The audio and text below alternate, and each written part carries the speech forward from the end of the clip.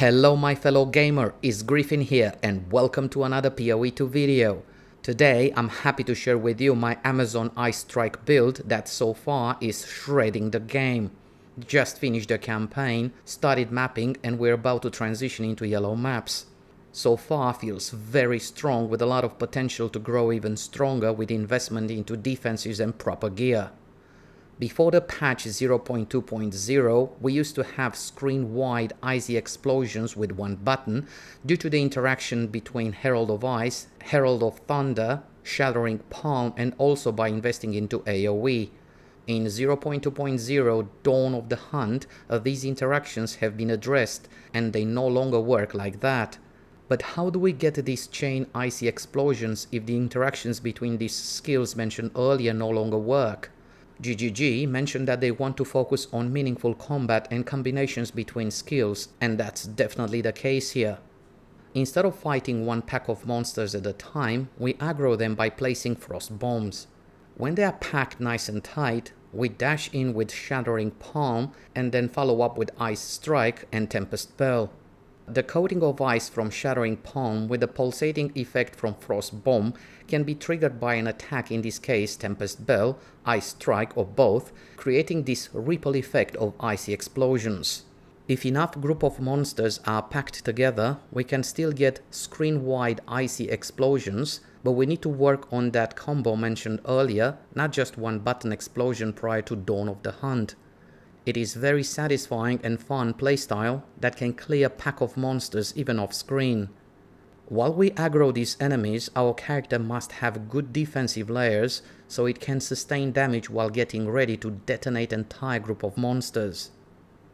Leveling up. Progressing through the campaign was a breeze, one of the easiest character to play right from the start. Feels powerful even in the early stages of the game, especially going against bosses where other characters struggled. If this is not your first character, then you might invest a bit of currency to buy a few essential items that would make the campaign journey much easier. Few examples are the Blood Thorn, the Sentry, Grip of Winter, Wake of Destruction for a massive boost in damage, movement speed, and also drops shocked ground while moving. Idrin's Tusks for the thorn damage and some iron rings with attack damage. These items would be great for a very good and fast progression through the first couple of acts. At level 1 we get Frost Bomb, at level 6 we get Tempest Bell, and at level 14 we get Ice Strike, the bread and butter of this build. At level 22 we unlock Hypothermia Curse that alongside Frost Bomb will lower enemies' cold resistance way below 0. At level 41 we'll unlock Shattering Palm, and this is the last key ingredient to create these juicy icy explosions. We should definitely invest into quality of these gems because the Ice Strike skill gives 10% more attack speed at maximum 20% quality. Tempest Bell allows 2 additional hits before the bell is destroyed, while Frost Bomb offers 20% increased cold exposure effect. For defense, we use Ghost Dance, Wind Dancer, and Arctic Armor. We should upgrade the quarterstaff and the gems as often as possible for a smooth and very comfortable playstyle. But why did we choose Hunter's Amazon Ascendency and not the traditional Monk Invoker? The Monk Invoker is still strong, no doubt, but the Amazon has some very solid Ascendency nodes that makes it a powerhouse of damage. Predatory Instinct and In for the Kill major Ascendency nodes are outstanding and will help melting the HP of rares and uniques. The other 2 major Ascendency nodes, Critical Strike and Penetrate, will bring this build to a whole new level as they are adding to the mix a colossal amount of damage, making our character an absolute unit. A quick side note, if you enjoyed this video, feel free to give it a like and please subscribe, as it will help our channel a lot and would be much appreciated. Cheers! Now coming back to the guide, I've already tested the Leech node, Mystic Harvest, earlier in the game alongside these nodes, Val Pact, that makes Leech instant but we cannot use life flasks, and also Fast Metabolism node that states life leech effects are not removed when unreserved life is filled. This is one of the reasons we traveled to this side of the skill tree, but I was not impressed with the results, probably because early in the game the amount leached was not a lot, as it is a percentage of physical damage dealt, and in the case of Amazon Ascendency node, percent of elemental damage is being leached alongside percent of physical damage dealt. Stay tuned for further updates regarding the leech node in part 2 of this video, when I'll do more testing once we reached high endgame content.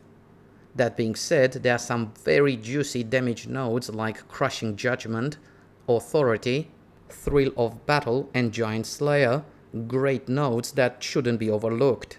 We are also in close proximity of these nodes, damage with hits against enemies that are on low life, that we'll talk about in more detail in the next items section, as they will be crucial for the high endgame content. Items. This is the gear so far. As mentioned earlier, we're about to start yellow maps, and as soon as we finish their campaign, we want to make sure that our character is elemental resistance capped and has good evasion to be able to progress through the endgame. We'll invest into gear with more life, evasion, more chaos resistance and rarity of items found. A new quarter staff with more damage and as much accuracy as possible within the budget to take full advantage of Penetrate major Ascendency node mentioned earlier for a massive boost in damage. The cherry on top for this build is this item, the Deepest Tower, that we purchased very recently on trade for 10 chaos. This item is insanely strong. Enemies in your presence count as being at low life, but reduces our character's presence. Character's presence is the area around our character where certain effects are applied. By default, it is 4 meters, and while wearing this item, it is significantly reduced. This specific item has a bad corruption with 53% reduced character's presence. Please note that states reduced character's presence, not less. Therefore, we can allocate nodes on the passive skill tree like these nodes, and we can bring back our character's presence to the original value, or even extend it. But what's so special about this item?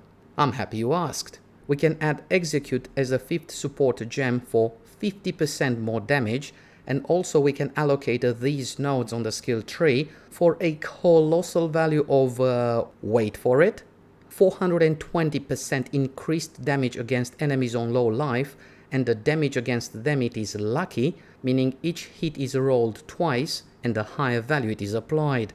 Well, if we combine this with the Amazon Ascendency nodes that are already very strong, we'll get an absolute beast of a character that can shred anything in the game if we have enough defense to sustain incoming damage.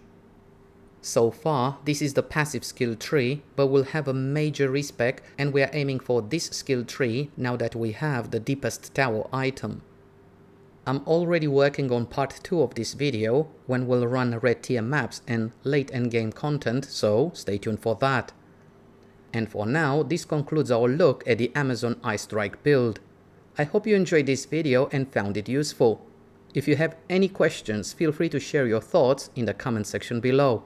If you enjoyed it, feel free to give it a like and don't forget to subscribe to get notifications about new content uploaded on this channel. Thank you so much for watching. All the best. Bye.